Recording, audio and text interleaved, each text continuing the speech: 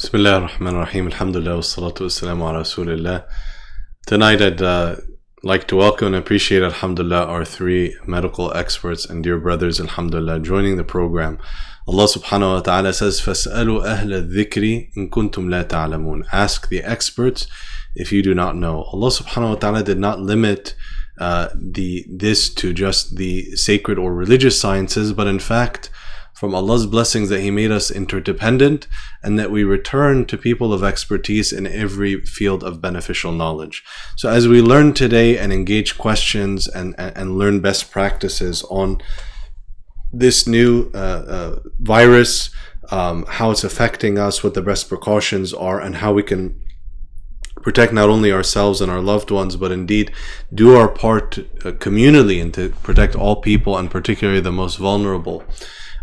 We should remember, inshallah, that in doing this is not only our duty for ourselves or as American citizens, or a civic duty, but it is very much part of our religious responsibility to not think selfishly, but to think communally, and particularly about those that are most vulnerable, that perhaps even if one may not be in as much need of these habits or hand washing or other things that we will learn about, inshallah, that by being careless in that, one's actions could affect another person, where it could be devastating or even have life and death consequences.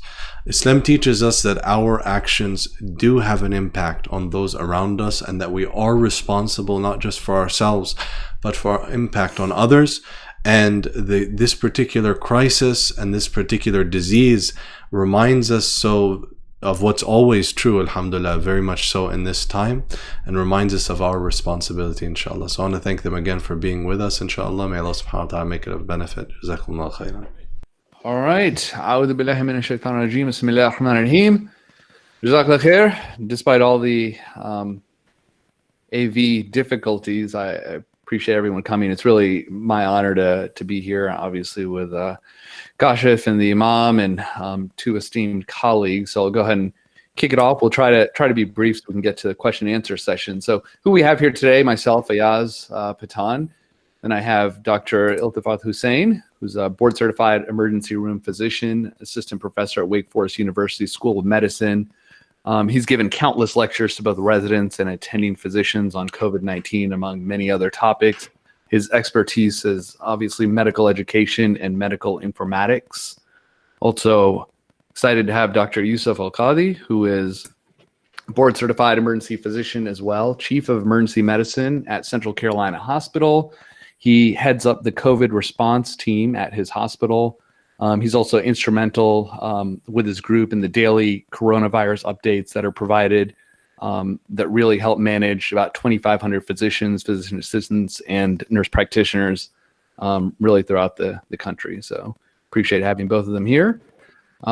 Just wanted to quickly run through the agenda here. So we'll start with just coronavirus 101. Then Dr. Husain will take over and talk about some stats about COVID-19. Then Dr. Alkadhi will finish up talking really about coronavirus and things that pertain to us in particular. And then finally, maybe a question and answer session if we have time. So we'll start with some of the best advice that Prophet ﷺ said. If you hear of an outbreak of plague in a land, do not enter it. If the plague breaks out in a place while you are in it, then do not leave that place. It's Sahih Bukhari.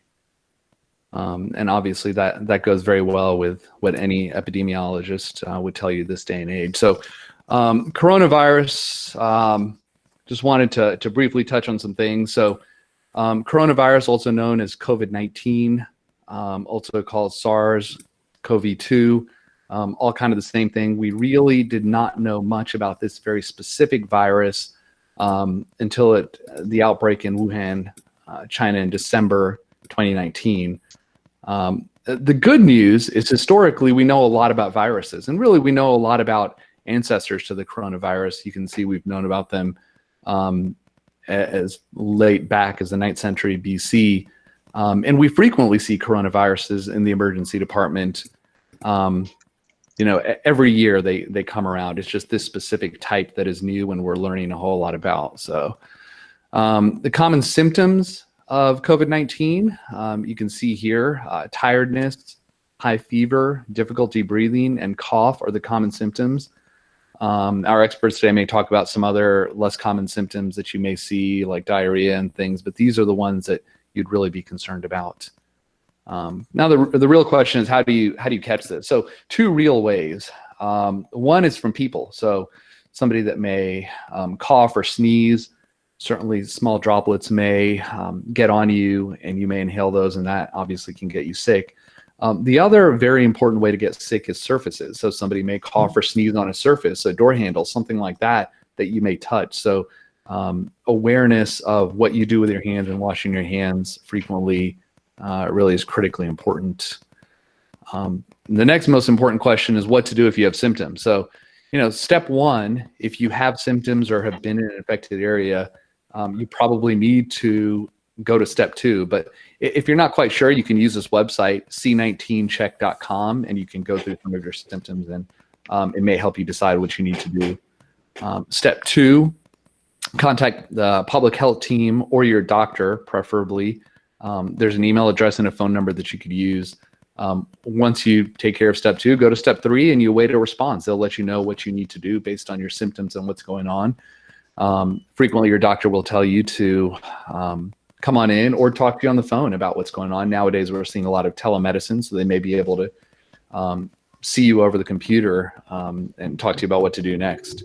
That is important until you're having emergency symptoms. So that would include difficulty breathing, chest pain, confusion. If your lips or face turn blue, that would constitute an emergency. You really need to dial 911. And with that, I will turn it over to the good Dr. Husain. Hey, assalamu alaikum, everyone. I have the chat open up as well on the side, so feel free to ask questions while I'm speaking here. I'm just going to give some of the science behind COVID-19. It's humbling to look at these stats because these aren't even, we did this about 24 hours ago, and they've dramatically changed in terms of reported cases in North Carolina. So you're looking at well over, even 600 cases now. Recommendations when it comes to travel. Oh, sorry, I'll just tell you next slide, Ayaz. Yeah. So travel, don't travel. Right now is not the time to be traveling. That's really the short of it. Even traveling to different cities. For example, New York City is going to be, and really is the epicenter of this in the world right now. So you should be avoiding travel right now. And we're seeing significant clusters as well in other places. This, again, very humbling because as of just even a few hours ago, these numbers have changed.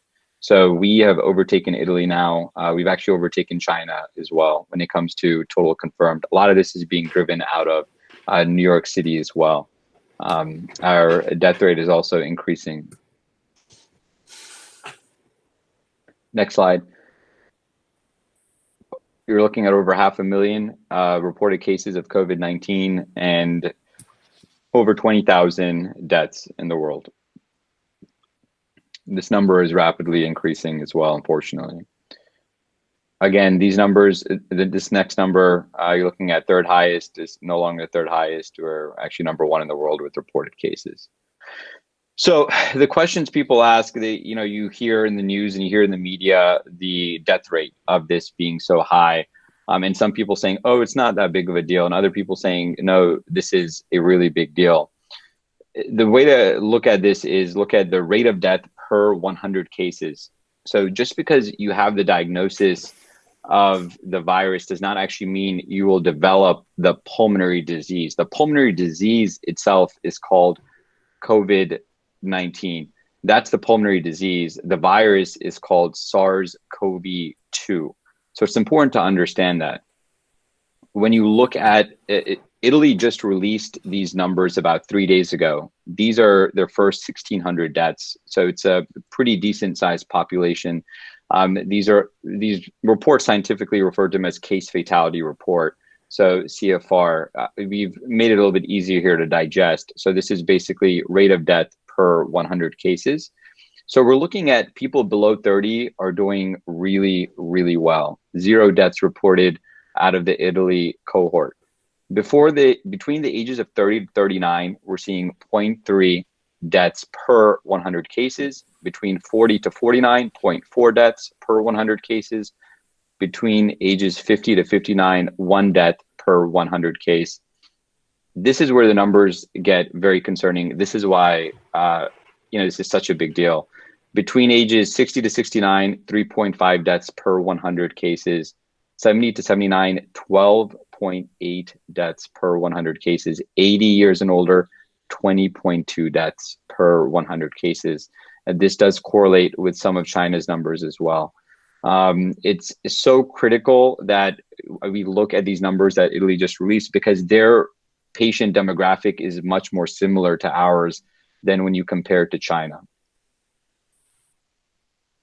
Because in China's subset and the initial case fatality reports and just the reports that they were coming out with, their population is actually it does not have many of the same comorbidities, or what we refer to as chronic diseases, things like hypertension, diabetes, chronic kidney disease, whereas Italy is a better comparison to us. So what about children?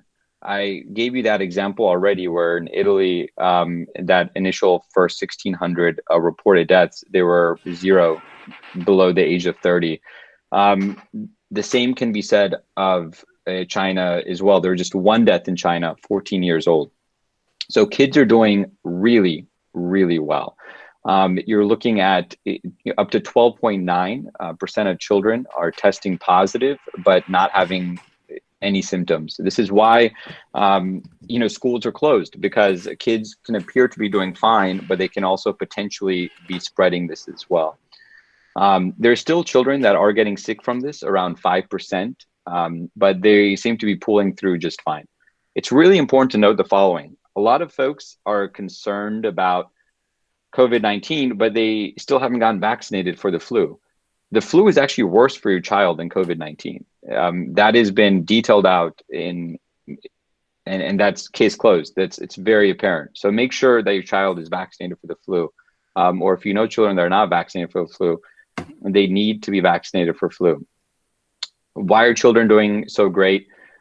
We don't have a great explanation for this. There's several theories in the Journal of Pediatrics. They floated some of these theories. I'm not going to get into those, but there's no peer-reviewed evidence to back up why children are doing so great. At this time, frankly, it's pretty miraculous that children are doing so great.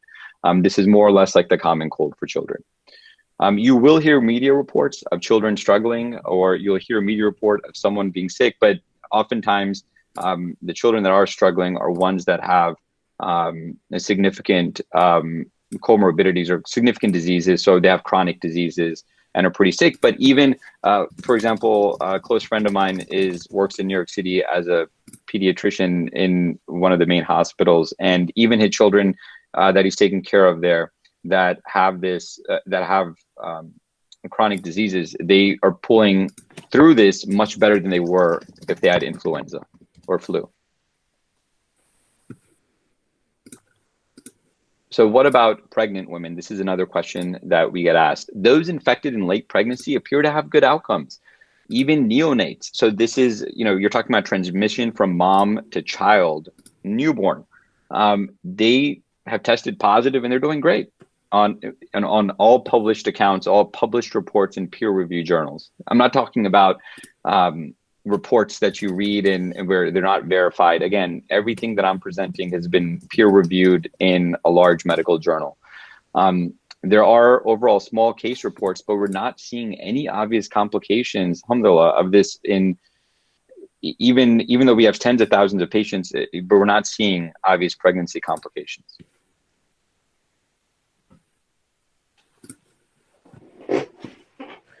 So another thing that we're getting asked are, what about malaria medications and what we're hearing about in the news, chloroquine, hydroxychloroquine. So these are diseases, it's really important, and this is probably one of the most important things that we need to really discuss. These are drugs that are used to treat malaria, lupus. They weaken your immune system. These are the drugs that were studied during the SARS outbreak. The studies on them were done in vitro. They not humans or animals. That's absolutely important to note.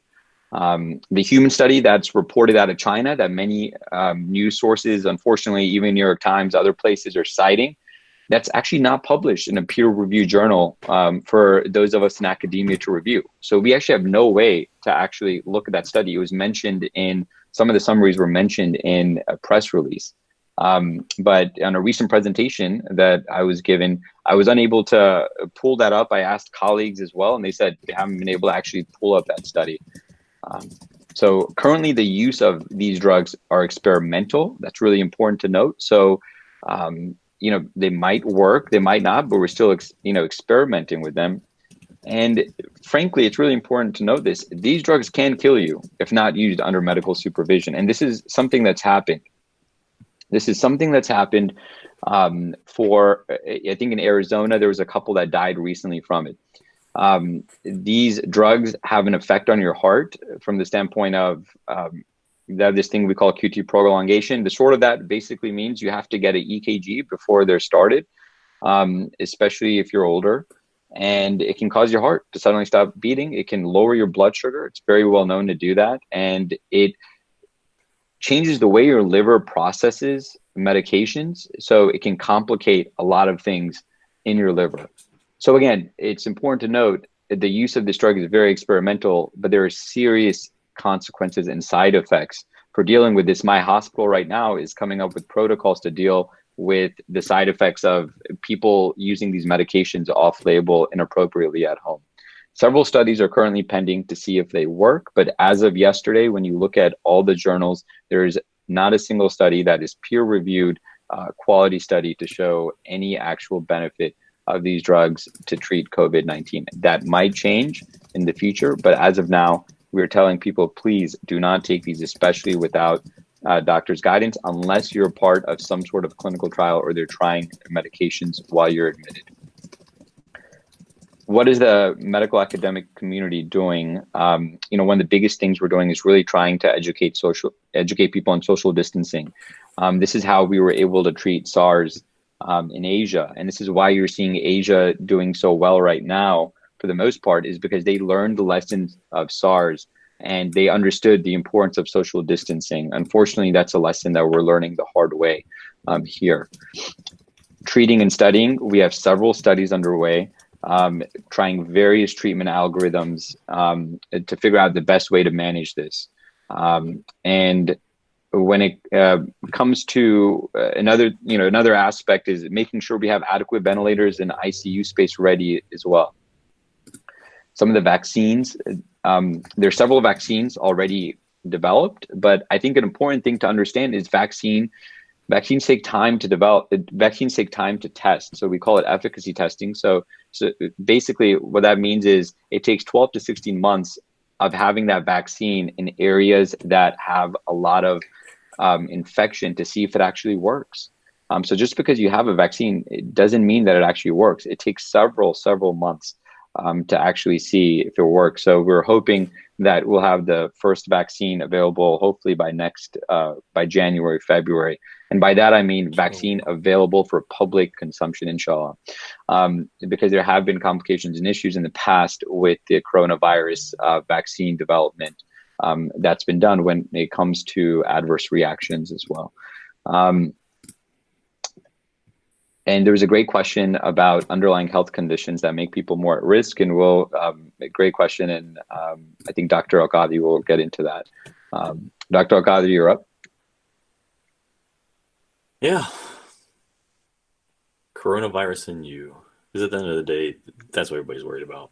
So for a majority of us, and honestly, it's all of us, we just need to consider and treat everyone as though they're asymptomatic and carriers. So that's the same way that any kind of standard precautions work. That's why people wear gloves in the hospital, not because everybody has hepatitis or HIV, but because you treat everybody as though they're infected. And that's the only way that we can stop the spread, because it's so much easier for us to stop from getting it rather than to treat it once we have it. So we'll go through asymptomatic people, low risk, moderate risk, and then high risk people. But for the majority of everyone watching this, let's just assume that you have it. So protecting yourself and presenting the spread of disease, you'll notice that there's a lot of things that we keep repeating. It's basically this slide. So if you don't have any symptoms, still act like you do. So wash your hands with soap is the best, but alcohol-based sanitizer works. Keeping a distance of 6 feet or 1 meter. I know 2 meters is 6 feet, but either way, between yourself and anybody else, try your best not to touch your hands, your face. Cover your mouth and your nose with your elbow. So basically dabbing. And then the most recent updates to this is all of your communities are doing individual things, but Wake County, I think, a stay-at-home order effective at 5 p.m. On Friday. So I think we asked nicely to begin with, but it's getting to the point where if we don't all stay at home and treat this seriously, it may get out of hand pretty quickly, like it's doing in New York and elsewhere. Low risk and or mild symptoms. So as they mentioned earlier, a lot of the patients will be asymptomatic, and then even low risk patients or mild symptom patients may not think that they have it. So I don't have a number for how many people have fever. It's clearly like the most prevailing symptom that you can have. But even patients that were sick enough to get admitted because they were short of breath or had low oxygen saturation or other vital sign abnormalities, only half of them actually had a fever when they were getting admitted. Other symptoms that could be a sign of this are cough.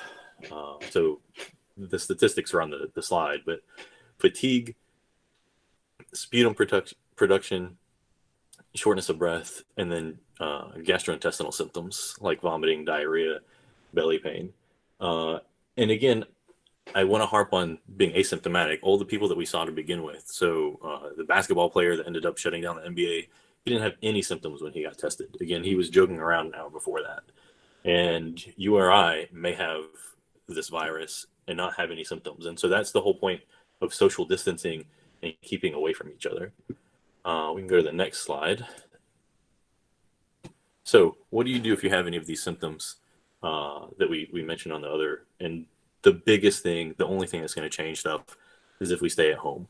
I'll mention we've shut down basically society. We've shut down Wake County. We shut down Jum'ah.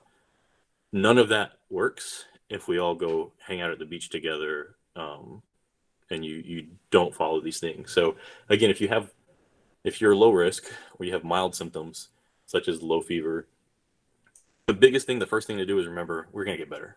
So don't panic. I know it's easier said than done, but just remember a majority of people are going to recover and be okay. The rest of these things are the same things we have on every other slide. If you have symptoms, separate yourself from other people in your home. Avoid sharing personal items. You can wear a face mask. Cover your coughs and sneezes. Clean your hands often. Monitor your symptoms. And then stay on home isolation. So they've changed the guidelines multiple times over the last 2 weeks. It used to be people that were positive or people that they were waiting to be tested. But if you have any of these symptoms, besides just staying at home, isolate yourself. And again, they say a minimum of 7 days since your symptoms first started, and then 3 days after your symptoms resolve. So if you don't have a fever, but you're still short of breath, you still need to keep yourself isolated from everyone else for a good 72 hours. And it's not fever after I took Tylenol. It's no fever and not needing Tylenol or ibuprofen or other medicines that would hide a fever. I think we're ready for the next slide. So moderate risk. So one of the questions was, can you elaborate on kinds of underlying health conditions that make somebody moderate risk? So these are both in the same section, and it's moderate risk and or moderate symptoms. So moderate symptoms are more than just fever and cough. It's shortness of breath, it's a mild chest discomfort, a continuous cough while talking, and wheezing. Or you could have mild symptoms and risk factors. Those risk factors are being over 65, having chronic kidney disease, having heart disease, chronic lung disease, moderate to severe asthma or COPD, being significantly overweight, where your BMI is over 40, and having poorly controlled diabetes, liver disease, or pregnancy. It's not limited to these things, but So someone may ask, hey, what's a chronic lung disease? You know if you have any of these diseases. So hopefully it's relatively self-explanatory. But if you don't have anything, if you're not taking home medication for anything, if you don't have a prescription for these for any medicine, then you don't have to worry. You don't have chronic lung disease. You don't have a chronic medical condition. So what do you do if you have moderate risk or you have mild symptoms and risk factors? The only change really is talking to your doctor. So hopefully if you're on chronic medication for something and you can talk to your doctor and let them know that you have symptoms, they're still changing who gets tested and who needs a test. But generally speaking, you're safer at home and you put the rest of society at better off if you're not going out and getting tested, if you're not in the hospital. Because again, there's little that we can do. We don't have a cure that I can just give you a prescription and it will fix itself. So again, inshallah, chances are you're going to be part of this vast majority of people that heal. And the biggest thing that you can do is keep other people from getting what you have. Again, the only change to this is if you don't have a doctor and you have moderate symptoms, say you're short of breath and you can't, you get short-winded, or you have some of these risk factors, is that these are the situations where primary care doctors may talk to your county health department or the state epidemiologist and figure out if you need to be tested. I believe in Wake County, there's still a few pop-up shops that, again, your primary care doctor may end up referring you to, where you go in, you get swabbed, and then you go home. But since those guidelines are changing all the time, it's the best thing to do is talk to your physician or your primary care doctor or one of the telehealth options where you can video interact with your provider and they can discuss your specific situation and if you need to go get swabbed or not. What's the next slide? Severe symptoms. This is where we do emergency medicine. And if you can't breathe, if you have severe chest pain, if you're becoming cyanotic, so that means the parts of you that are supposed to be pink are changing color, they're blue or they're pale. If it's your family member and they have a change in mental status, those are the reasons to call 911. If you are already COVID positive and you know that you're positive, or you're self-isolated or you're under quarantine, it's important to let the people know when you call that you're under isolation so that they can do all of the barrier protection things that they need to do to protect themselves and to protect you from sharing this or spreading this to anybody else. I also think, absolutely critical to do that because you need them to be prepared when they come. Otherwise, it'll expose a lot of other folks, and those are the folks obviously on the front line. And the biggest thing is to call. So depending on where you are, I know some health systems are sending all of their COVID patients to one hospital or to one different entrance or using different ambulances. So let them know. Again, it's call 911. It's, what is it not? It's don't tweet at Dr. Pathan. It's don't send Dr. Husain an email. It's don't text me. It's call 911. What's our next slide? So hopefully that goes to the do I need a test part. And again, things have changed a lot. If we made this presentation last week or the week before that, or even 3 days ago, it was going to be very different. The majority of people don't need a test. So if you leave your house to get tested, you expose yourself to it if you don't already have it. If you do, you're going to give it to somebody else. But the biggest thing is having a conversation with your doctor to figure out if you need this. Again, there's no treatment for it. So if you have mild symptoms, I mean, we already went through all of the things. If you're low risk or medium risk, the treatment, stay home. It's symptom treatment. It's staying hydrated and staying away from everybody else. Yes. So the other thing is testing is most. And why do we not want to test everybody? So there's still a backlog. There's still delay. We have sick patients in the hospital. All the tests right now go to 3 places. It either goes to the state, it goes to LabCorp, or it goes to Quest. There are a few hospitals that are doing testing. I think UNC started testing in-house last week. Duke's supposed to start testing. Even our small Duke has started as well. Stanford. Yeah, Duke has started. UNC has a test as well. But it's absolutely critical to know. It's absolutely critical to know. Just because you have a test and it's negative does not mean that you don't have it. That- A lot of these That's tests, absolutely right. they have sensitivities of, anywhere from 70%? 60% to 70% to 80%. So what that means is there's a 20% chance that if you actually do have it, that it's not going to catch it. So that's why there's a big argument towards, hey, if you have symptoms, you should act at least in these times that you have COVID, and you should self-isolate as well. Even if a test comes back negative, because that can provide false, reassurance. Absolutely critical to understand that. The other reason not to test is since we have such a backlog, we have sick patients that are in the hospital. And so if you get a test, or if I have a sick patient and we send a test out to LabCorp and I'm expecting a result in the next 2 days, but instead now they have a 7-day backlog because of everybody else that drove up or didn't necessarily need a test emergently. Now our hospital is waiting 5 days without getting a result, where we're continuing to put people in isolation. We're continuing to burn through this personal protective equipment. It's hurting in that it's delaying the diagnosis for the most sick or the most critical patients. So hopefully that answers if you need a test. Do you need medicine? So we touched on it briefly, but there is no medicine for COVID-19 right now. If somebody gets really, really sick, we try to provide them supportive care.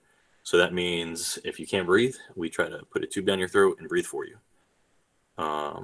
That's what ventilators do. So it's basically pushing air in and out of your lungs, and we hope and we pray. There are some medications, again, and Dr. Husain touched on this. So people are researching vaccines, but we're still months away from those. People are researching other medication treatments, such as the malaria medications, Plaquenil and Zithromax.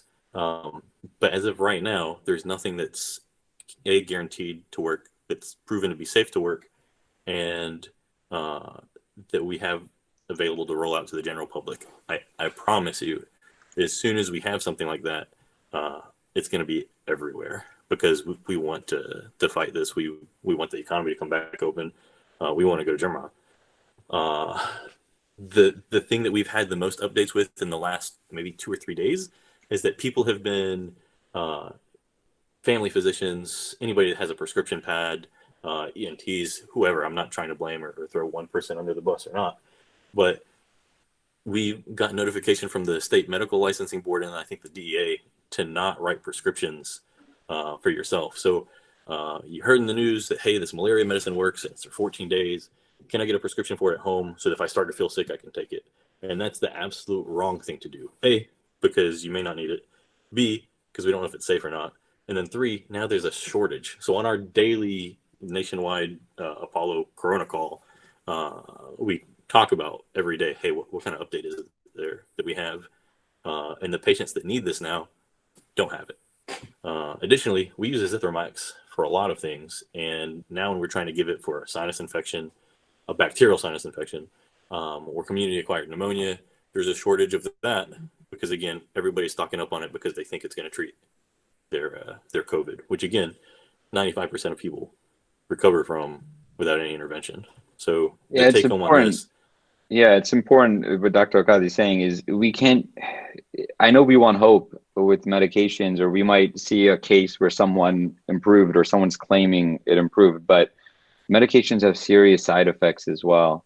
And we really need to wait for the evidence to come out to show that things work, because more often than not, they don't work and they actually can cause harm. So the best thing you can do, besides following all those other things we talked about, was stay informed. So hopefully there's 4 links that we'll have up.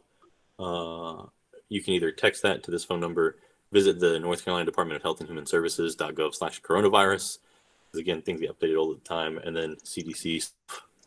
And again, the take home is, remember, 80% of people are going to recover from this without needing any treatment. I think it's useful to go through one case study, though, just before we end. And this is a patient, and this just got posted online right before we started this meeting. But if you guys live in Raleigh, you may notice that WRAL mentioned a Raleigh city worker died yesterday. And if we follow his path, he got sick March 13th, so maybe 2 weeks ago. He immediately quarantined himself. He had a test done because I guess he fit in one of these pathways where they were testing. It was inconclusive. So he had that one test that didn't necessarily say positive. He took a second test a week later. On the 20th, so 7 days later, he got short of breath and had difficulty breathing where he couldn't function at home, and he got admitted to a community hospital, I think in Dunn, North Carolina. And then 2 days later, he got sick enough that he got transferred to UNC on the 22nd. And then 3 days after that, he passed away on the 25th. And this guy was in his 30s, and his only medical condition that he had was hypertension. And again, I don't have his medical chart. This is all stuff that's open and available on the RAL. But worst case scenario, again, hopefully is in less than the 1%. But that timeline, again, unfortunately, we have nothing that we have that's going to cure anything right now. I don't have a medicine to give you. And he was at home for a whole week and a half, not bad enough to go into the hospital. And so if you have minimal symptoms, I can't tell you that you're not going to spread it to other people. And that's why, again, if you go all the way back to the very beginning, the biggest thing is staying home. Because even if I feel healthy and I feel like I'm not going to give it to anybody else, I don't know that the guy in front of me at the grocery store doesn't have something. I don't know that the person in front of me or the fast food worker, I don't know that any of the other people in the community don't have it. And the only way that we can prevent spreading this is, again, stopping it on the front end right now. Yeah, and it's important to note that you're going to see every single case highlighted in the media about anyone who's especially younger having issues with this. But Dr. Alkadhi, Dr. Pathan, and I, we see people unfortunately die of flu that are 15 years old, 10 years old, 25 years old. Influenza, unfortunately, about 3 years ago, it was the result of more than 70, 80,000 deaths in the US. So it's important to know that you really should avoid these small cases that you hear, here and there.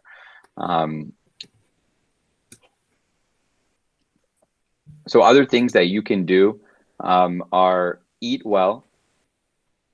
Now is not the time to gain weight. Do everything you can to help your immune system, because we know in published reports of the thousands of patients and all the published data, the healthier people are, the more they can fight this off. Exercise, exercise, exercise.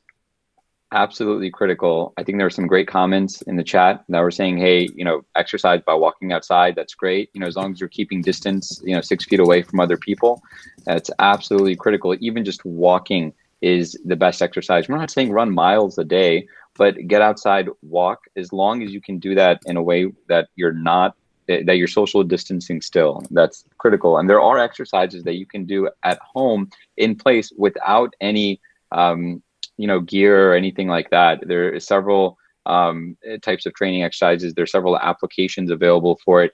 You can Google 7-minute workout on YouTube. There's several different types of things that you can do at home to get your heart rate up, to exercise. Maintain good mental health. That's absolutely critical. I know it's hard in times like this. Sleeping well, I highlighted that because that's absolutely critical for how your immune system works. We know that people who don't sleep well, that sleep late, that work different types of shifts, we know that those folks' immune system just does not respond as well to people who are keeping their sleep cycles along with their circadian rhythm and, sleeping at good times, waking up at good times. The last thing I'll say is, try to avoid being in group chats where there's toxic activity or people are only giving bad news or just spreading rumors. This is only going to... This group chat is okay. Exactly. And that's only going to increase your stress. When you have increased stress, your immune system does not function as well. There's no magic bullet for this right now. But we know that folks who have great immune systems do well. We know that. And the more you can do to help your immune system, the better.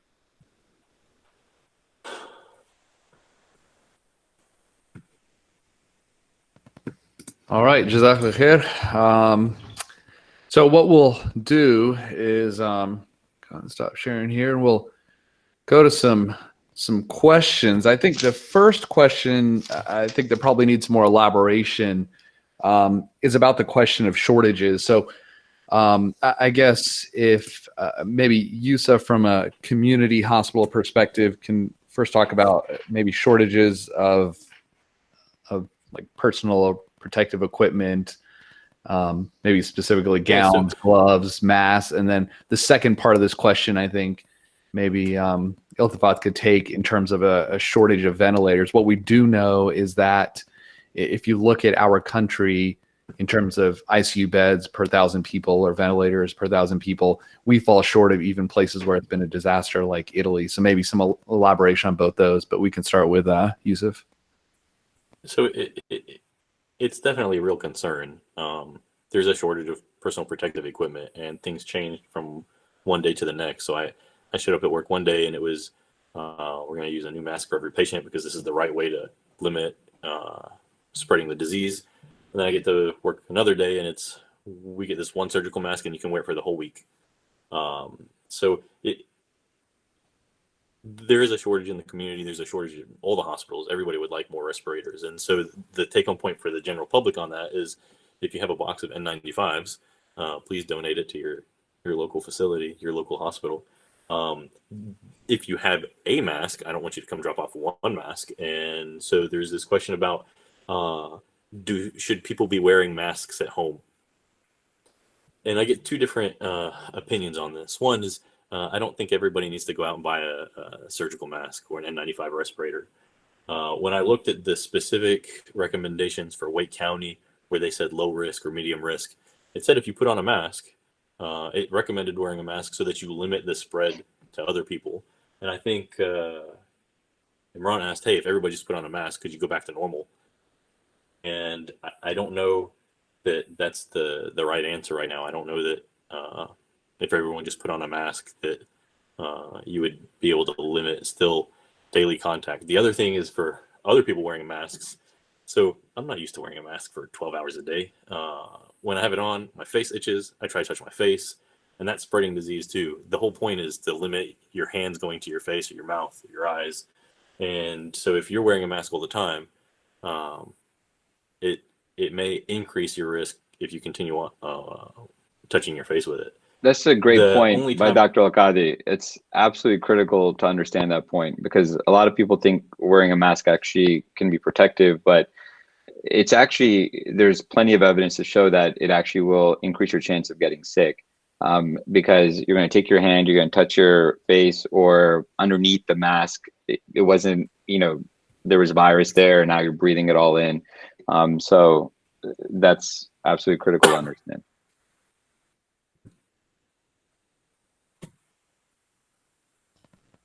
All right, and Iltifat, if you could take the second half of that question in terms of ventilators.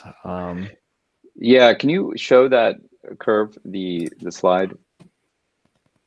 I can. And feel free, everyone. Feel free, everyone, to drop questions in the chat. This is being recorded, and we're going to upload it up to YouTube again so that everyone can view this presentation. So if you know folks who are going to have questions, or ask, feel free to ask questions for friends. The only time that I might, if I was talking to my father, he happens to have a mask that he bought like months ago, or a box of masks. The only time that I would suggest or recommend wearing a mask myself is if you had to go into a high risk location where you can't socially isolate. So if you're stuck in line at the pharmacy and people are coughing behind you, or at Costco, because there's still a gazillion people at Costco. But again, I don't know that I recommend. I see people driving around their cars wearing surgical masks, and I think it's funny. Unless you're bringing your COVID positive family member to an appointment and they're in the back seat, I don't know that anybody needs to be wearing a mask driving around their car or just doing daily living. Yeah, exactly. This slide is really important to understand from a capacity standpoint. I mentioned earlier the numbers out of Italy. The numbers out of Italy, at least recently, that were dropped, are very, they're a lot more reassuring for the population that's less than 40. Even if you look at the population less than 50. But the issue is, we know that folks who are older than 60 or folks who have a lot of medical problems at any age can require a ventilator. The problem is, what we're seeing with COVID-19 is it's not the typical ventilator. So if Ayaz and Yousif and I have to place a patient on a ventilator, usually we're able to get them off that ventilator within a few days. With this, it's taking longer for people's lungs to recover.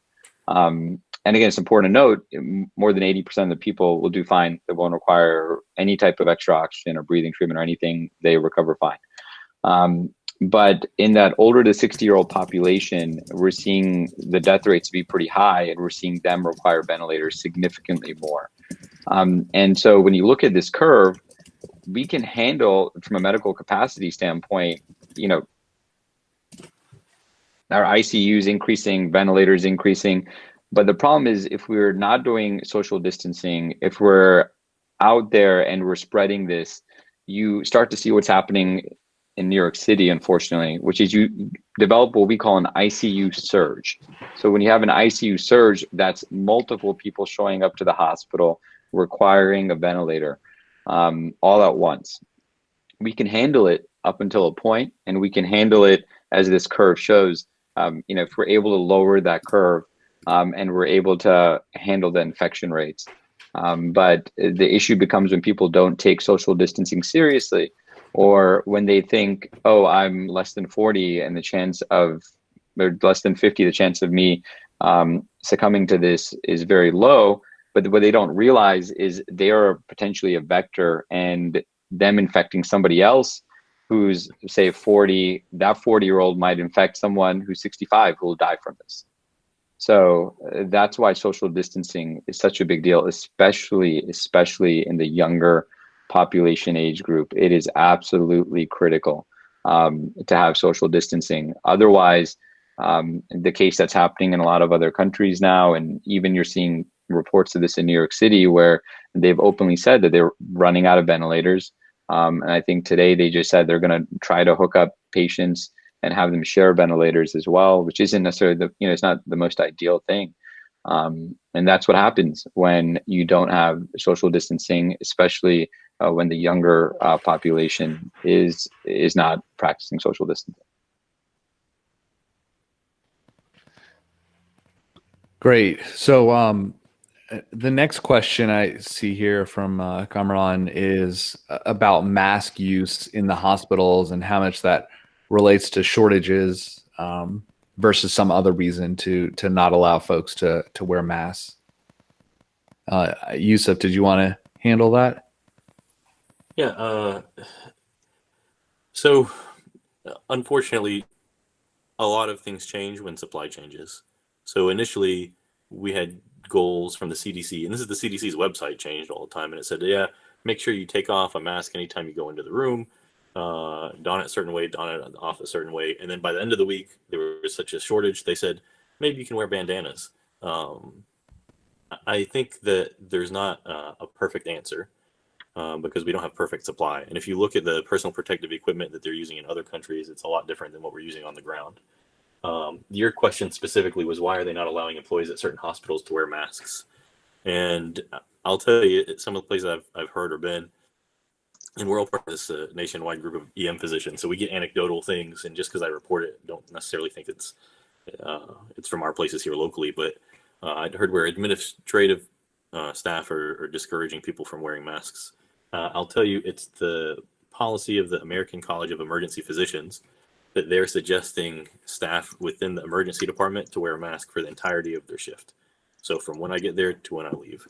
And to wear the certain respirator, the specific type of mask that filters out more for any kind of procedure that might produce aerosol, which would be another way that it spreads. So if you're putting a breathing tube in somebody, if you're giving them BiPAP or other aerosolized treatments, to wear this other specific mask in addition to goggles, or even if you're doing a physical exam on somebody that you know has COVID.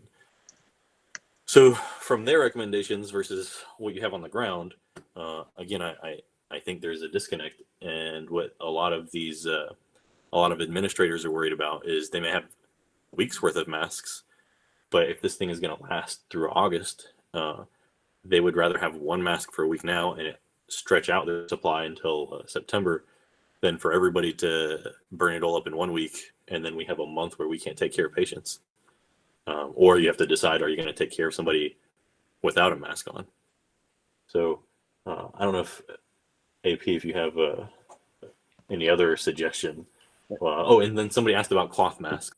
The studies I've read said that cloth masks versus surgical masks, so just a paper surgical mask, not N95, had a 10 times higher chance of spreading, or the patient getting, or the person wearing the mask of getting an influenza-like illness. So they're not really effective. The other thing with cloth masks is that they sometimes will capture the aerosolized stuff. So if somebody coughs, it just stays there absorbed in the mask. And then again, the other things we talked about, if you're wearing a mask and you're not in the hospital and you don't have to have one, you're touching your face all the time, and you may be increasing your risk of getting a disease. Yeah, I think well said. I think that it goes back to even the answer that Iltifat gave about the ventilators, is that it really depends on what the surge is. So if the surge is such that we need far more masks than we have a supply for, I think it's going to be an issue. And to that point, Dr. Alkadhi has a UV light oven that will be arriving in his office, so his partners can take their mask and basically nuke it under UV light, because we're just not quite sure what the situation is going to be like. So, we hope and pray that type of effort won't be necessary, and there'll be a new mask to be used as opposed to reusing a mask and trying to re-sterilize it under UV light. But we're just unsure of what the future is going to bring, so we want to prepare as best as possible. And to go on that, it's really important. First of all, I thought you were going to make a joke, Ayaz, that said you were going to deliver it to Yousif's house. But it's important for the general public. You don't know. It's important for the general public to know that now is not the time for the general public to be hoarding masks. That's like the worst possible thing that can happen. So if you know people who are hoarding masks and hoarding personal protective equipment, as being good citizens, that's not a part of being a good citizen. So I think alhamdulillah, we're doing okay in North Carolina, and we're not having the issues that you're seeing in New York City, but we hope that continues. So we have time I think that's a good segue to this next question that Sanat asked, which is, what do you recommend for people who work with the public? And I don't know what kind of public work they mean, but AP, do you have a suggestion for her? Yeah, I'll let Iltifat, if you want to take that question. So I think specifically. Yeah. Go ahead. It depends. I would make sure. I mean, if it's in the public setting and you're interacting with them a lot and they're close to you and you can't do the social distancing or having 6 feet away. I know there are a lot of folks like that. Just making sure you're aggressively washing your hands, you're not touching your face. If you feel more comfortable with the mask and you feel that you have the self-control of not touching that mask, not readjusting that mask, and if you are readjusting it, you're washing your hands aggressively, then you can consider wearing a mask. But again, there's studies out there that show that they can actually, wearing a mask can actually cause you to get an infection if not worn appropriately. So the one thing that we do know that works is washing your hands aggressively, not touching your face. Those are absolutely critical things.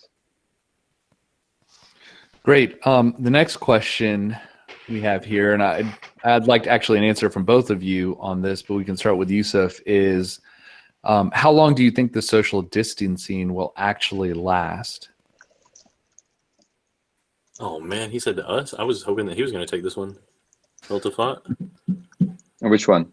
Oh, the social distancing. How long do we think social distancing will? Well, so even if on our last slide, it depends. Said, hey, with quarantine. Yeah, it all depends. I think. Yeah, I hate to say anything that's not like really evidence-based or really published. It just, it all depends. We don't know. We frankly don't have enough data to know right now. I think the biggest. Can you ballpark it? I mean, will it be 2 weeks, 2 years? So this is me just taking off. Actually, sorry, I think I'm muted. Can you guys hear me? I can hear you. Yes. Okay, great. So this is me taking off my the scientific hat and not really evidence-based. My estimate is that this is going to be maybe a 2 to 3 month thing at least. But we'll see. That's not based on any legitimate evidence. That's based just on what I think. I think the biggest thing that I repeated to my family, or that I stressed to my family over and over, is that there's still more about this disease process that we don't know than that we do know. And it's so dynamic, and that, again, 3 weeks ago, I didn't think that they'd cancel the whole NBA season. 2 weeks ago, I didn't think they were going to cancel the ACC tournament. A week ago, I didn't think that, if you look at how drastic things have changed, I didn't think that they'd pass some stimulus bill 96-0 in the United States Senate, and that they were going to mail us checks at home. So again, I don't know what other thing is going to happen next week, but we're still, the thing we definitely know is we're still on the front side of the curve. Yes. So things are still getting worse, and we haven't gotten to the worst of it yet. They may be approaching that in some bigger cities, but I think we're still on the front end. And so Yes, more unfortunately, and more things are going to change. So again, Friday, there's this stay-at-home order. I think it's not unreasonable to think that they may shut down airline services. There may be other things that shut down just to help combat the spread of this disease. Yeah, and there's a great question that says, is China out of the woods now? Can we go based on China's trajectory? The hesitation I have in going based on China's trajectory is that if you look at their case fatality rate, or if you look at their population and the diseases that their population had proportional to us, it was actually much less. So we have a population that has more, at least based on the folks that got infected in China, that has more high blood pressure, more diabetes, more obesity. So that's why I don't think that unfortunately, we can go based on China's trajectory. Also, it should be noted that they adhered very closely to social distancing and other things when they were put into place, where I would argue that there have been several reports, unfortunately. I mean, you look at people going to spring break and doing all these other things where you question how rigorously, we have adhered, to the same type of social distancing. That was the biggest thing I was going to say between us and China. We love to give China a hard time, but when this first started, you had drone video out of Wuhan, and that place was empty. And it's a place of millions of people. And if you had a drone video of Raleigh right now, there's still people driving on the Beltline. If you had drone video of Florida, there's still people at spring break. So I think they did a good job of trying to isolate and keep it all as contained as they could. And I think here you're going to have sporadic areas where, again, it kind of blew up in Washington State a little bit, and then maybe 2 or 3 weeks later, now it seems like it's definitely showing up in New York, and now I believe in New Orleans is also similar. So I think New Orleans is being hit hard. Yeah. If we were just all in one spot and you get all over with, it'd be one thing. But I think different locations are going to be different places on the curve at different times.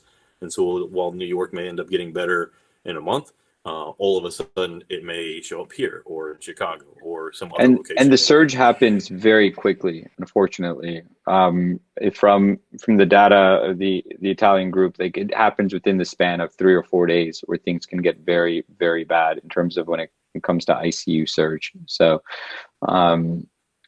these are all challenges that we're going to be facing. And it frankly is, it is like you're going to battle for a war. That's what this kind of is. It's a war effort, and everyone has to come together collectively. Yousif and I and Ayaz were so appreciative of, the people who are like our techs, our nurses that are showing up to work. We're so appreciative of people, the grocers, people at grocery stores working, people at Walmart, Target. Those are huge heroes. They're showing up to work every day. They're making sure that people are fed. It really is a collective effort.